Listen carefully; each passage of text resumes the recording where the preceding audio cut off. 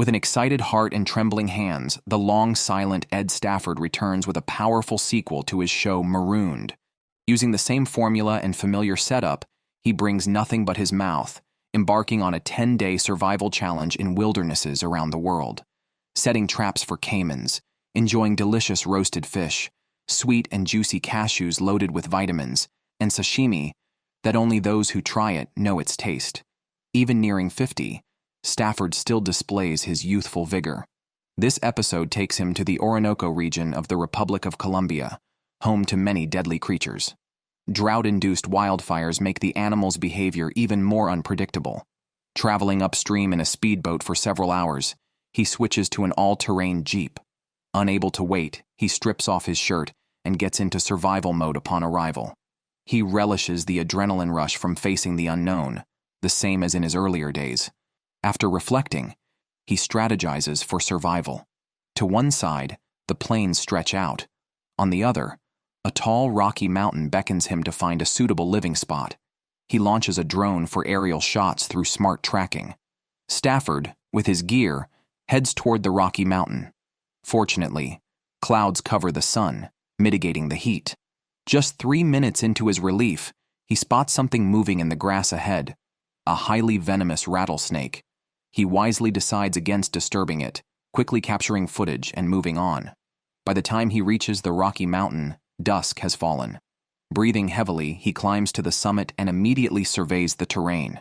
A forest spans the horizon on the right side of the mountain, and another forest, possibly along a river, lies to the left. Each has its advantages. The left forest is closer but smaller. The right is farther but larger and richer in resources. After weighing his options, he decides to check the nearer forest first, but it's too late to start today. He sets up camp on the mountaintop for the night. Nearby, he spots 2 round cacti.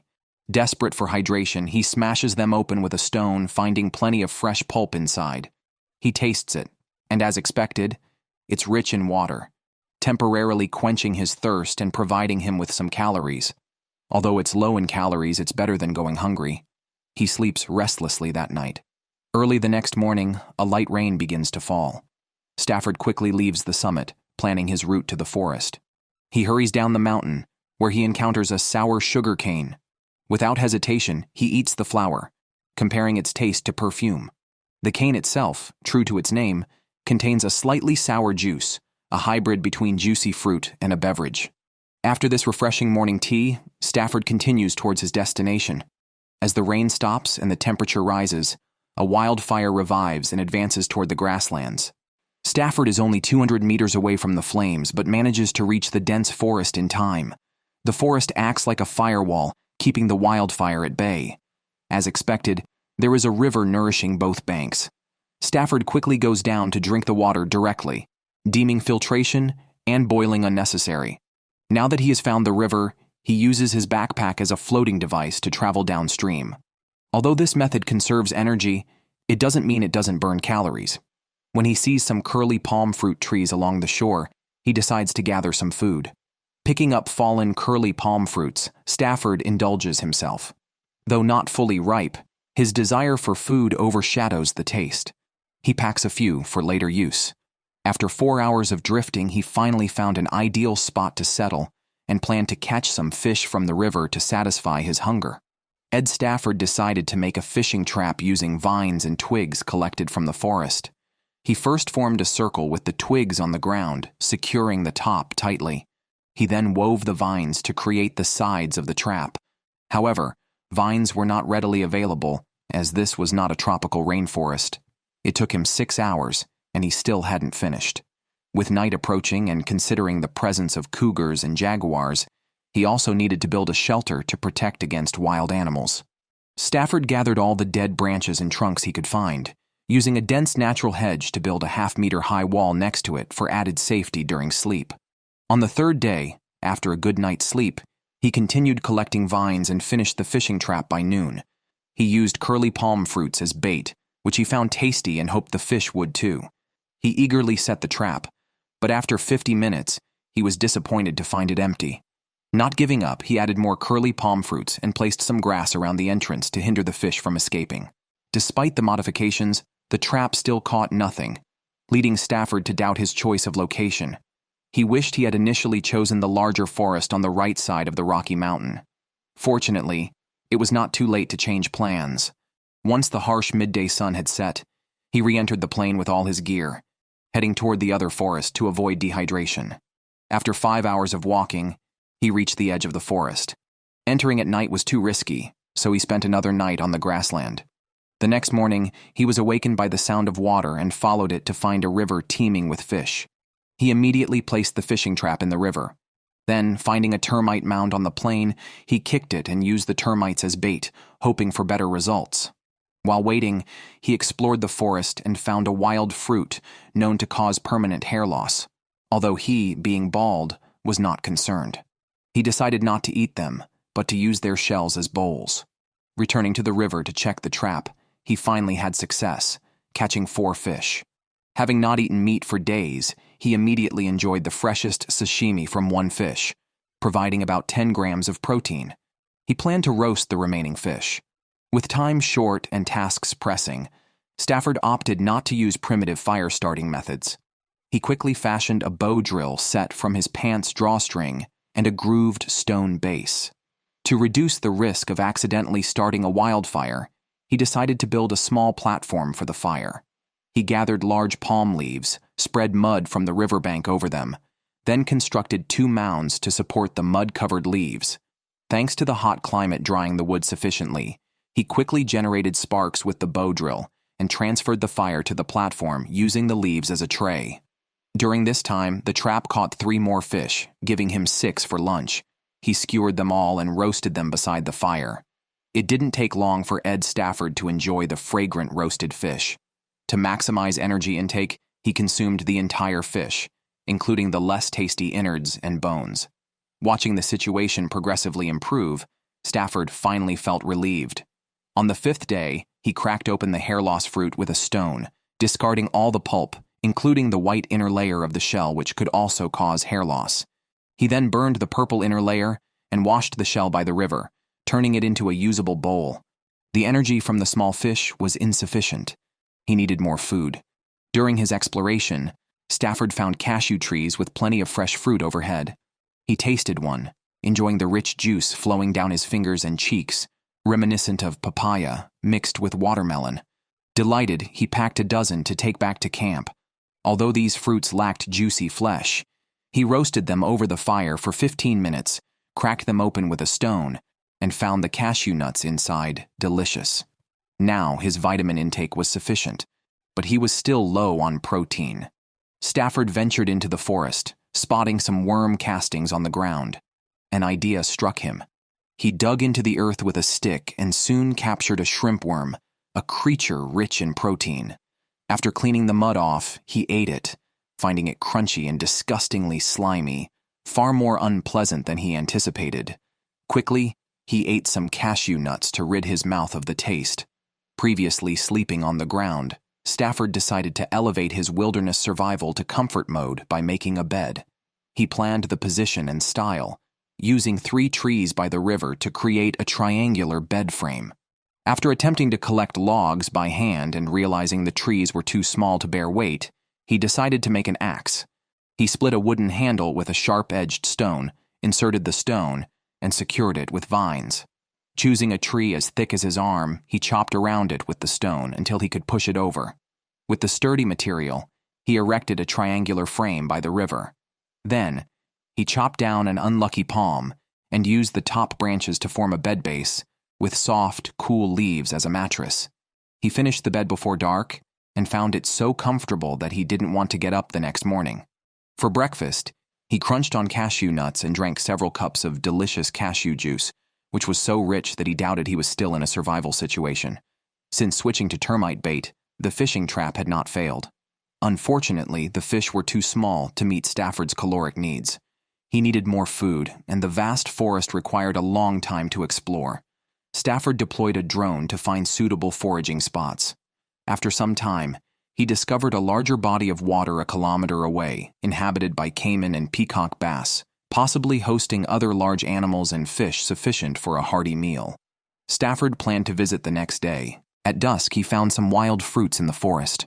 Unsure of the variety but undeterred, he tried one and was surprised by its unexpected sweetness, resembling figs.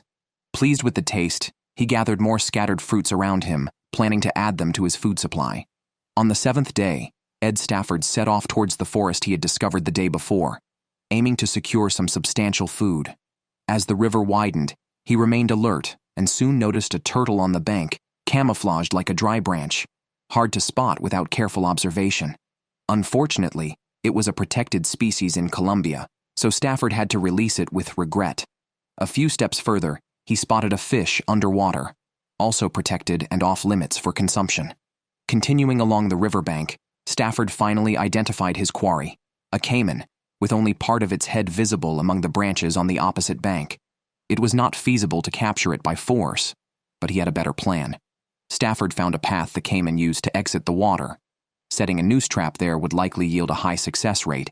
He immediately started implementing his plan by bending a nearby sapling for elasticity and arranging branches at the exit to guide the cayman. He left a gap in the middle where he set the noose and used a few fish as bait. If the cayman attempted to cross for the fish, it would get caught in the noose, triggering the trap and suspending it in the air. After testing, the trap proved very sensitive, which satisfied Stafford. Returning to camp, Stafford ate cashew nuts and shared some life lessons on camera, emphasizing the importance of basic actions like opening one's mouth to eat and moving legs to walk. On the 8th day, he eagerly checked the noose trap downstream after waking up.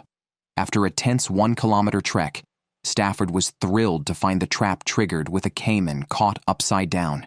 He cautiously approached, held the cayman by the neck, and with a sharpened stick aimed at the neck, he struck with a stone to break the spine. With shaking hands, Stafford processed the large animal, ensuring no meat was wasted to respect the sacrifice of his prey.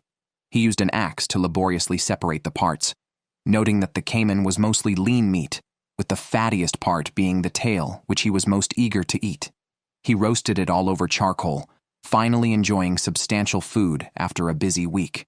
Once it was perfectly cooked, Stafford was ravenous.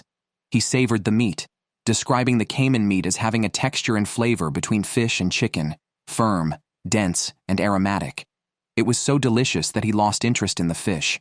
After the meal, feeling a bit greasy, Stafford mashed some wild fruits in a bowl, added crushed cashew nuts, and heated it over the charcoal for 3 minutes to make a hot fig pudding with roasted cashews. With enough food for 2 days, Stafford elevated his survival to sheer enjoyment. On the final day, he washed off all the dirt in the river, marking a successful end to this episode of the challenge. When a wilderness expert encounters a Chinese region populated with protected animals, it sparks an unexpected outcome. Initially, it seemed like hitting a steel plate, but Ed Stafford managed to break the curse of being hungry for 3 days and 9 meals. He enjoyed delicious lobster skewers, ripe wild loquats, and sweet, juicy plums, all nourished by mountain spring water and made into snail soup. His quality of life far surpassed that of the Japanese emperor. In this episode, Ed Stafford visits the karst mountains of Guilin in Guangxi, China. The terrain is rugged, with venomous snakes everywhere, and the weather is unpredictable, demanding his full attention. He travels deep into the mountains on a fisherman's bamboo raft, landing after half an hour. From there, he moves away from the river to find a feng shui spot ideal for wilderness survival. After showing his unchanged equipment to the camera, Stafford sets off with his backpack. Barefoot, he treads on the jagged rocks, risking injury, and navigates through tree-covered cliffs ready to claim any careless life. He remains vigilant, especially for venomous snakes, having been warned about their abundance in these woods. Just hours in, he spots a banded crate in the grass, raising his adrenaline, but not enough to disturb his seasoned composure. After trekking further, he finds a cave suitable for shelter. Though damp, it provides sufficient protection from the elements, prompting him to set up camp temporarily. Exhausted from the journey, Stafford looks nearby for something to energize himself and quickly finds a grasshopper on a rock. Without fuss, he crunches it down. He continues searching and soon catches another, removing the inedible wings and consuming the rest. The barbed legs almost made him take off, but after enjoying this simple appetizer, he finds the grass outside the cave more comfortable than its hard, damp walls. With no rain in the forecast, he sleeps on the ground, enduring a painfully cold night. The next day, chilled by the low temperatures, Stafford looks for food and water. He finds plants similar to those back in the UK, like plantain seeds rich in protein and minerals, perfect for a salad. He also discovers wood sorrel, which tastes like lemons. He picks larger leaves to make cups, fills them with wood sorrel, adds bright red snakeberries for color, and sprinkles on plantain seeds. The resulting fruit and vegetable salad is tangy, refreshing, and juicy. Though not abundant, it's enough to lift his spirits. After a cold, wet night, starting a fire becomes his next challenge. The damp climate makes it difficult to find suitable materials, but he finds a small patch of bamboo, often called the hardware store of the jungle. He uses dead bamboo, an excellent tinder, to make a fire saw. He scrapes shavings for tinder, places them in the center of a bamboo piece, and uses another piece to create friction. Though it sounds easy, the cold and damp conditions prevent him from producing sparks, forcing him to suppress his frustration and spend another night on the grass. Unexpectedly, rain started falling at midnight. Ed Stafford moved his equipment to the cave, thankful that it was secure enough to prevent any water from seeping in. The rain continued until dawn, but Stafford didn't have time to wait it out, as he had already decided to leave and find a new campsite with better sunlight and lower humidity. Shivering, he trekked for a long time until the weather cleared and the temperature rose slightly. Along the way, Stafford found a plum tree by the roadside with ripe yellow plums falling to the ground for easy picking. Eating the sweet fruit improved his mood significantly, lifting him from his previous drenched spirits. Fortunate to find such a tree, he gathered several pounds of plums, ensuring he wouldn't go hungry. Wandering through the mountains, he found some sour green plants dock. True to their name, they were slightly acidic. Stafford wouldn't pass up any chance to consume energy, although they were a bit tough, like chewing on wood. Additionally, Stafford found a nightshade plant with black berries. Some say they are edible, others say they are poisonous. Stafford didn't dare eat them, as unripe green nightshade berries contain high levels of toxic solanine, although the ripe black fruits are edible. Nevertheless, he was cautious. As Stafford searched for a new campsite, he was constantly foraging.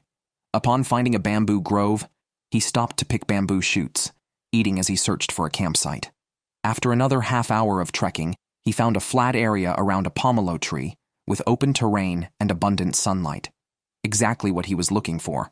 Using the tree and nearby slope, he quickly sketched a shelter in his mind. He collected bamboo from a nearby grove to create a double-sloped roof frame, anchoring one end to the tree trunk and the other into the slope. He then tied a crossbeam on each side to add stability with additional bamboo supports. Next, he covered the structure with banana leaves. After busy preparations, he managed to complete the basic roof before dark, ensuring he wouldn't get rained on at night. With the remaining bamboo and banana leaves, he improvised a bed, keeping him warm and off the cold ground even without a fire. On the fourth day, determined to make a fire, Stafford had endured a night of waking up cold. The roof was still primitive and couldn't withstand a storm, so he first cut several bundles of wild grass to layer on the roof's sides, securing it with bamboo to enhance the shelter's protection. Now focused on making a fire, he tried the bamboo fire saw again. This time, the environment and materials were drier, and he was more prepared. Learning from his previous failure, he stabilized the fire saw with a folded piece of underwear against his chest to eliminate any movement. Successfully creating sparks, he blew gently and soon had a roaring fire. Looking at the burning flames, Stafford felt a huge relief. Now he could go searching for food. Nearby, he found a loquat tree with many ripe fruits fallen to the ground. He collected a large handful of loquats, enjoying their delicious taste. Considering the importance of sleep for survival, Stafford decided to upgrade his bed. He dug up stones from the ground to build 2 low walls inside the shelter, filling the gaps with mud for stability. He then placed bamboo on top to form a bed frame and covered it with elastic banana leaves, completing his upgraded bed. That night, Stafford sat by the fire eating loquats, significantly boosting his happiness index. Awakening the next day, he felt refreshed and energetic, ready to make the most of his days ahead. The terrain in the mountains was too complex, so Ed Stafford once again used advanced technology. He deployed a drone to discover a river leading to a cave, suspecting it would contain ample food. Determined to explore, he decided to make torches for illumination inside the cave. He found a pine forest and collected resin from the pine trees, then melted the resin in a fresh bamboo tube over a fire. He thoroughly mixed in some wood shavings and stuffed them into the bamboo tube soaked with flammable resin, making 2 torches of different sizes. Using a fresh bamboo tube to contain the smoldering material, he quickly carried it to the cave entrance and ignited a fire to light the torches. As he walked deeper into the cave, it became narrower and darker until he saw a light ahead. He discovered a deep sinkhole, but the river below had little in the way of fish or other animals, only some snails. Using the torch as a light, Stafford collected 32 snails from the water. It wasn't a large haul, but still a victory.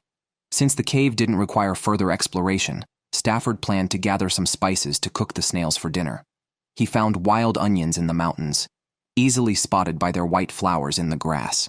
Looking around, he also came across a taro plant and dug up a tuber that could provide carbohydrates. With these ingredients, his dinner was ready to prepare. He filled a thicker bamboo tube with water, added the cleaned snails and taro, which he bit into smaller pieces, and 3 wild onions. Stafford knew how to make do with his culinary skills. He placed it over the fire to cook for a long time until it was well cooked as night fell. Eagerly, he sat in front of the camera to eat.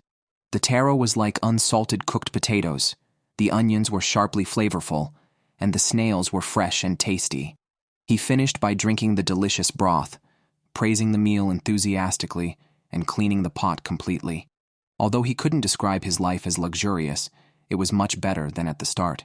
On the 9th day, Stafford knew he needed a real protein feast to satisfy his stomach and to have something to report back to the show. He found a stream in the mountains, home to crayfish and crabs, which were not very fast, making them relatively easy to catch. Stafford felt like he was in Eden, harvesting all the crayfish and crabs he saw. After a while, he brought back 10 crayfish and 3 crabs, skewered them, and grilled them over the fire. In just 10 minutes, they were crisply done on the outside and tender inside. Facing the camera, Stafford smiled like a true food lover, peeling the crayfish and popping the meat into his mouth, satisfied with the tender taste. While it wasn't the same as devouring large chunks of meat like lamb, the variety in his diet did justice to his reputation as a wilderness expert. After enjoying this relatively lavish meal, he woke up ready to leave the next day. Before leaving, adhering to the principle of not leaving anything behind for others to find, Stafford meticulously dismantled the shelter. He then packed his equipment and walked out of the mountains, successfully concluding this survival challenge. Ed Stafford, nearing 50 years old, will be dropped into the wilderness around the world, following the familiar formula and routine. He will survive 10 days without bringing any supplies, relying solely on his skills. He sets traps to catch rabbits and crafts bows and arrows to hunt pheasants. This episode takes him to the Orongo Mountains in Namibia, Africa, a hot, dry, and sparsely populated region with more fierce animals and venomous snakes than people. The terrain, at an average altitude of 2,500 meters, truly makes this a no-man's land. Stafford, tapping his forehead, decides to take on the challenge. He arrives at the starting point by rented vehicle, with adrenaline surging. After checking his filming equipment and launching a drone to scout the area, he spots a rocky area several kilometers south that is conducive to survival. He quickly retrieves the drone and heads there with his backpack. The region is home to many venomous snakes. A wrong step on a wooden stake or sandy beach could be deadly. The threats from the bushes are also significant, as this is the habitat of black rhinos. An encounter with these could be fatal due to their powerful impact. After trekking under the blazing sun for 3 hours, Stafford reaches the rocks just before suffering heat stroke and rests in the shade, visibly pained by the journey. His strategy is to avoid the sun's peak hours and be active at sunrise and dusk. Once recovered, Stafford finds a cheetah-eaten antelope carcass behind a cave. The dried hide could be used for shoes, but without water to soften it, he resorts to using his urine and flattens it with stones. While waiting, he needs to find a water source. Having consulted local hunters for survival tips before arriving, he finds a withered plant with a large, water-rich bulbous rhizome. The sandy soil makes it easy to dig, and Stafford soon extracts the rhizome. He crushes the flesh with a stone and squeezes out the juice, which is refreshingly sweet and hydrating, tasting like wet potatoes. This temporarily quenches his thirst. Now, Stafford begins making shoes. He picks a piece of basalt, selecting sharp-edged fragments as cutting tools. He traces his foot outline on the hide and cuts out the soles. Limited by the rudimentary tools, it takes 2 hours to cut the soles. By then, it's dark, and he must spend the night. The next day, before it gets hot, he urgently needs to find a water source, as the rhizome's relief is only temporary. After a long walk, Stafford notices numerous antelope droppings and follows the tracks. The increasing animal signs indicate a nearby water source. Finally, he spots birds running from a hole and finds a water hole as expected. Desperate with thirst, and despite the larvae in the water, he has no means to filter or carry it, so he drinks directly with his hands. Next, Stafford plans to find a suitable cave nearby to move his camp and start surviving. He keeps an eye on resources, especially materials for starting a fire. A straight tree branch is perfect. He packs 2 for backup. Later, he finds a cave near the waterhole with ancient rock paintings, stone fragments for cutting, and broken pottery. Stafford decides to move his camp there, but first needs to start a fire. He turns the 2 branches into a hand drill, rubs them against dry grass for half an hour, and soon a large ember forms and bursts into flames with a few breaths of oxygen. Ed Stafford plans to move all his equipment. Along the way, he encounters a shepherd's tree raspberry. Seeing the fruit-laden branches, he switches to foraging mode. Facing his first meal in 24 hours, he urgently needs to refuel his body for upcoming activities. The raspberries are undoubtedly the solution. It takes him about 20 minutes to fill up.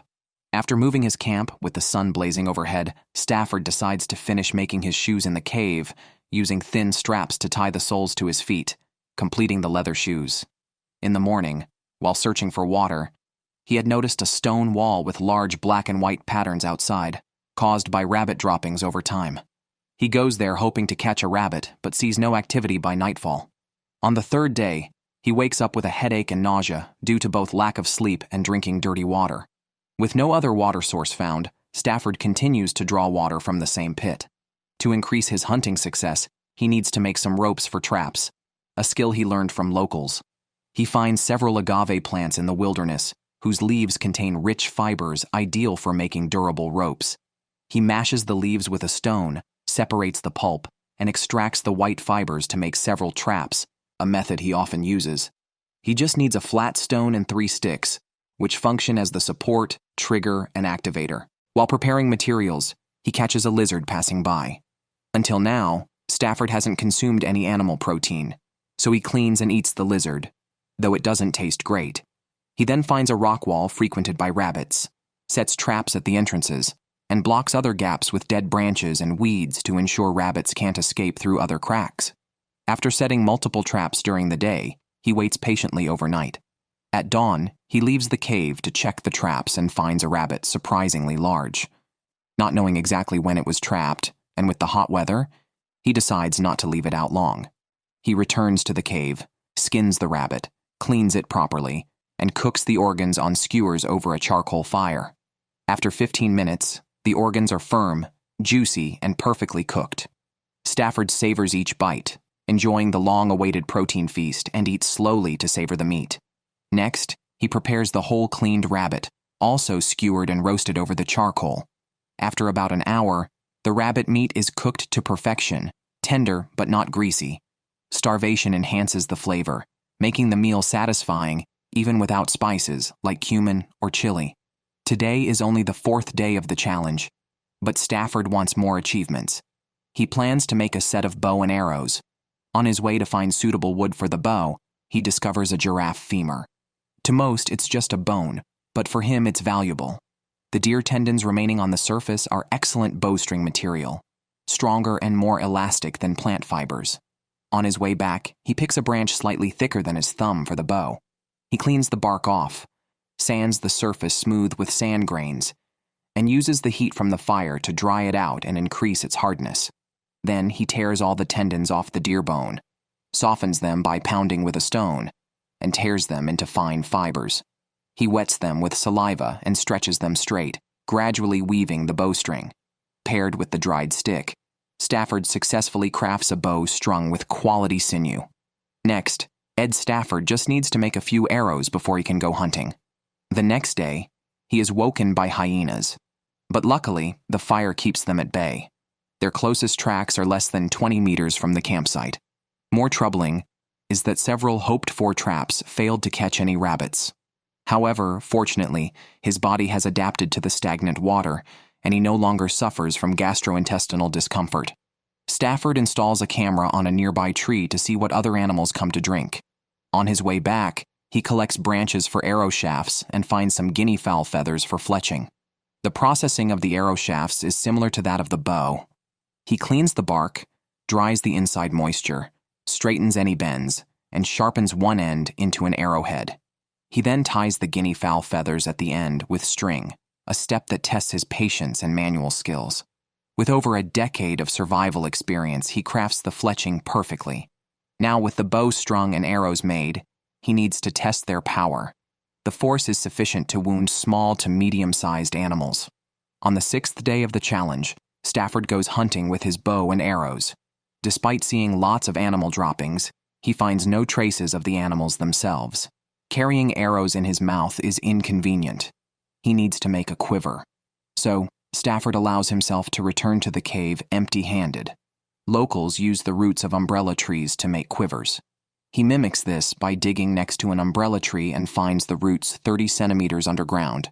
It takes him half an hour to break off a half-meter-long piece. He peels off a small portion of the bark at both ends, digs a pit to bury the root, and lights a fire above it to shrink the core. After a few hits on a rock, the bark peels off, forming a crucial part of the quiver. He wraps the bottom with the rabbit skin he previously secured, creating an authentic bushman quiver. Paired with the bow, Stafford looks like a seasoned hunter. Equipped with a fire-starting kit and his homemade arrows, he is ready to track and hunt animals living off the land. A day has passed since he set up the camera by the waterhole. Curious about what it has captured, he checks and sees a few small impalas drinking. Deciding to ambush here, he uses 2 rocks for cover and collects thorny branches to build a barrier around them, hiding behind the rocks to take shots. In the evening, several guinea fowls pass by. After hours of waiting, he gets his chance, but trembling hands make his shot miss by a little. The opportunity quickly lost as the fowls move beyond his bow's range. That night, Stafford spends the night behind the rocks, enduring until dawn, hoping to catch animals coming to drink in the morning. Yet by mid-morning, no animals appear.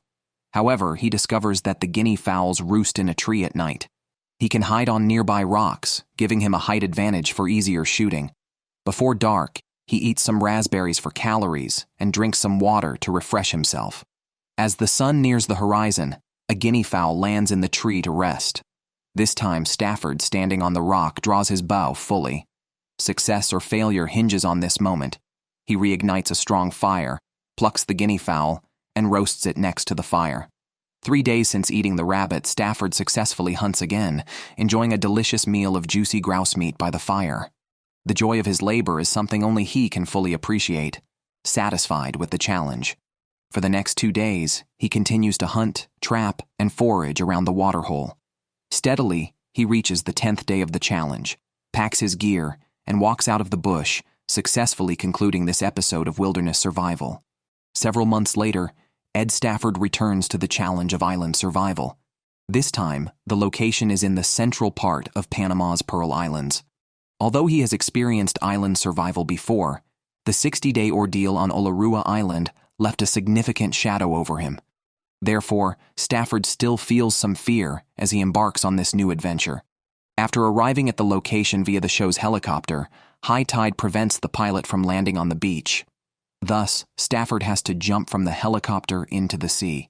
As the helicopter flies away, he manages to reach his backpack amidst the waves and easily makes his way to the beach using the currents. Initially, entering survival mode, his body is somewhat panicked. It takes some time to adjust himself, stabilize his emotions, and formulate the most advantageous plan. Fresh water is always a priority in island survival, especially now during the local dry season, when midday temperatures can reach 40 degrees Celsius. Looking around, Stafford sees coconut trees by the seaside. The coconut water can temporarily stave off dehydration. The coconuts high up are unreachable, but those on the ground just require bending over to pick up. Stafford opts for the slightly green coconuts, as they contain more juice and nutrients. He quickly thinks of a way to open them by smashing them against the sharp edges of rocks on the beach, a skill he mastered during his 2 months on Olarua Island. The coconut flesh becomes his first meal on the island, temporarily solving his water and food issues and significantly boosting his morale. However, to thrive on the island, this alone is not enough. Stafford finds a dried-up river mouth not far from the landing point. The light gray soil suggests there might be fresh water underground. By digging just a few dozen centimeters, he hopes to solve his water challenge. He grabs a stick and starts digging, but, disappointingly, he hits a layer of solid rock, eliminating the possibility of finding fresh water.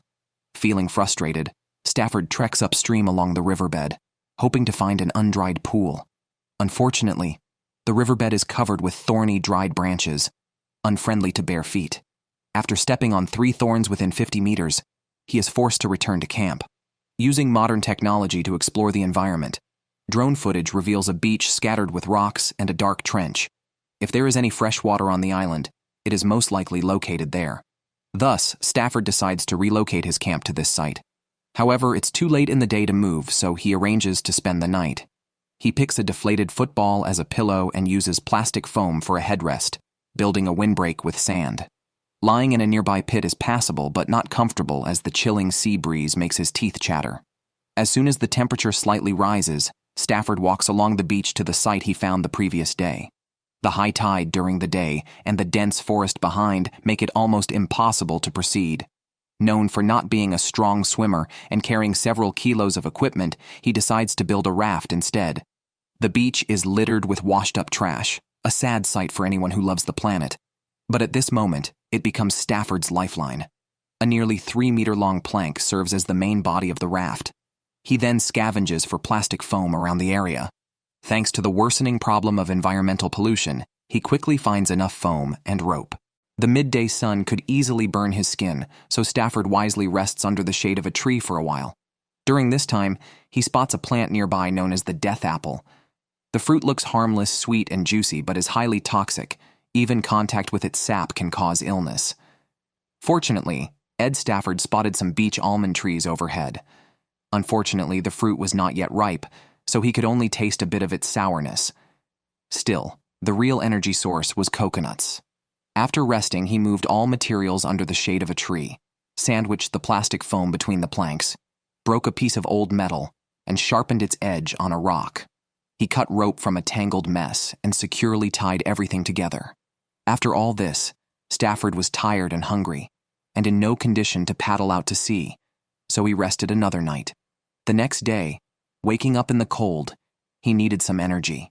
Walking along the beach, Stafford found some noni fruits, also known as vomit fruit.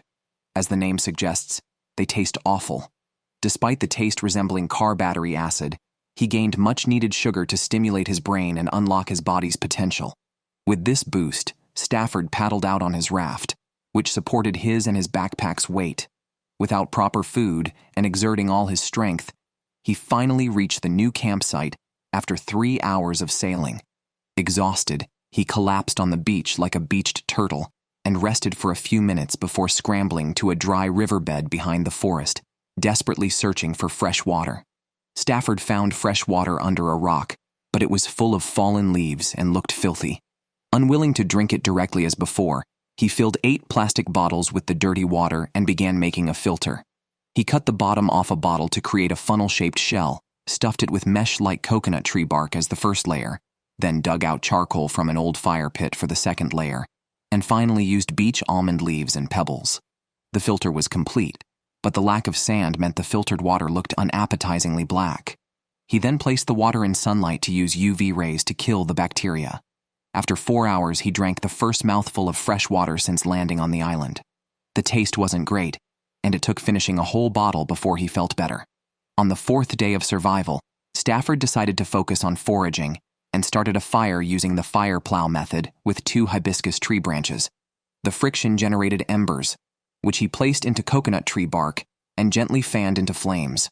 Once the fire was established, his first thought was to make tea. He hung a bottle of water over the fire, carefully adjusting the height so the heat would warm the water without melting the plastic. Suddenly he saw a snake coming out of the bushes, weighing at least 20 kilograms. Surprisingly, he chose not to harm it, respecting its struggle to grow so large on a barren island. Perhaps aging has softened him, as killing such a large creature would make him sad. Instead, he let the snake go and focused on his warm, comforting tea. With the water level at its lowest, it was time to search for dinner. He moved heavy rocks to collect sea stars, sea cucumbers just a year old, small snails attached to the rocks, and some crabs. The haul wasn't big, but it filled his pockets. Without finding a cooking pot on the beach, he used plastic bags as a substitute, placing his sea harvest in a water-filled bag to heat up. Waiting for the food to cook took a while, and it was night by the time he could eat. Picking up a sea star leg, he expected it to be firm, juicy, and dense, but spit it out after just 3 seconds due to its terrible taste. Crab and snails were somewhat edible, being more shell than meat, but they at least provided some protein. The next day, Ed Stafford said he needed a better food source. Measuring the land by foot was too laborious. He had to rely on the drone at crucial times. This time, the drone found a mangrove forest on the other side of the island, likely a habitat for fish, making it an excellent spot for foraging. Stafford then ventured into nearby woods, where, in one of the few accessible areas, he found a lemon tree with many fruits on the ground. He filled his pockets with lemons and returned to camp, ready to head to the mangrove forest. Using the same makeshift raft, he paddled around the island, finally arriving at the destination before exhaustion set in. After securing the raft to prevent it from being carried away by the tide, he plunged into the mangrove forest. Using an underwater camera, he saw many fish and started digging in the mud for clams, quickly finding his first one. Initially unsure of finding any, the sight of clams was a relief. Energized, he continued, and joyfully collected 26 large clams, enough for a decent meal. Back at camp, Stafford placed the clams on the fire to heat until their shells slightly opened, then peeled out the meat and marinated it in a copious amount of lemon juice.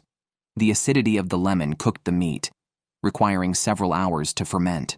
Meanwhile, he found a relatively intact fishing net. Having not slept well for days, he didn't think of using the net for fishing but made a hammock instead, knowing that good sleep is crucial for maintaining mental clarity. He was very satisfied with the comfort the hammock provided. 2 hours later, the ceviche was ready.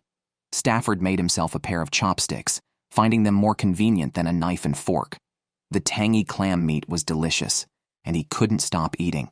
The substantial protein intake quickly restored his body to good condition, so much so that he lay in the hammock before dark, not wanting to move.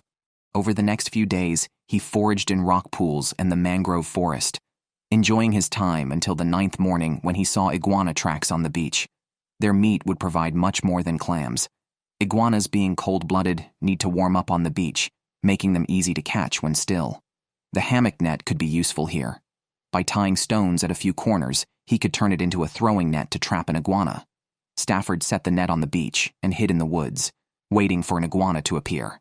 After some time, an iguana showed up in the camera's view. He threw the net and pounced, capturing the iguana by hand as the net didn't fully cover it. After humanely dispatching the iguana, he extracted a clutch of unhatched eggs from its belly, a rare delicacy. While roasting the iguana, he set up a second grill and stewed the eggs in a bottle of water. Once steam began to escape, he eagerly tasted them, finding the eggs runny, just how he liked them. Before his main meal, he decided to make lemon tea, showing he was living well. The roasted iguana, with its firm, succulent red meat reminiscent of juicy chicken legs, was satisfying, providing at least 500 calories. This was followed by a cup of lemon tea. After a full meal, as the sun nearly set, the sound of an engine signaled the successful end of this challenge. The next day, Ed Stafford embarked on a challenge in the forest and snow-covered wilderness of Changji Mountain in China. At the insistence of the production team, he reluctantly wore warm clothing and rode a snowmobile to the starting point. After making polite farewells to the staff, he was set to survive on his own for the next 10 days. The environment proved extremely harsh. Stafford struggled with waist-deep snow right from the start, which was exhausting to traverse. Soon after he ventured into the mountains, a heavy snowfall began. His initial plan was to find a river and set up camp along its bank, but the worsening weather forced him to stop and build a snow shelter nearby until conditions improved. A snow shelter involves piling up a large amount of snow and waiting for the surface to harden before digging out a circular cave. Stafford started by marking the outline on the ground and inserting a few branches within it to make it more visible. He then piled snow in the center, waiting for it to freeze solid enough to dig without collapsing. During this time, Stafford collected materials to make snowshoes. Y-shaped branches he found nearby were suitable, and with no cutting tools, he had to break off branches using brute force. These branches would form the frame of the snowshoes. He also gathered plenty of vines nearby, solving his rope needs. If thirsty, he would eat small handfuls of snow to stay hydrated without lowering his core body temperature too much. Once the snow pile had solidified, Stafford used frozen bark as a digging tool and vigorously scooped out the inside.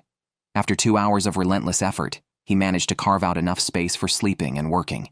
He then cut some spruce branches from nearby trees to insulate himself from the cold, damp ground before starting on the snowshoes. The construction process for the snowshoes was straightforward. He used the vines to bind several crossbars across the hollow part of the branch frame, employing a durable and practical cross-knot technique. Finally, he created a cover for the top, and the snowshoes were ready.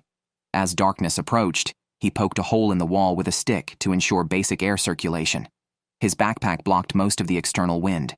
Before sleeping, he took off his outer waterproof boots but kept the inner liners to let moisture escape.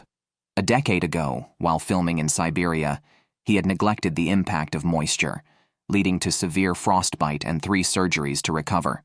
This time, he was determined to let his feet breathe to avoid repeating past mistakes. Overall, today's progress was quite smooth. The next day, the wind and snow ceased, and Stafford, wearing his snowshoes, set off to find a campsite.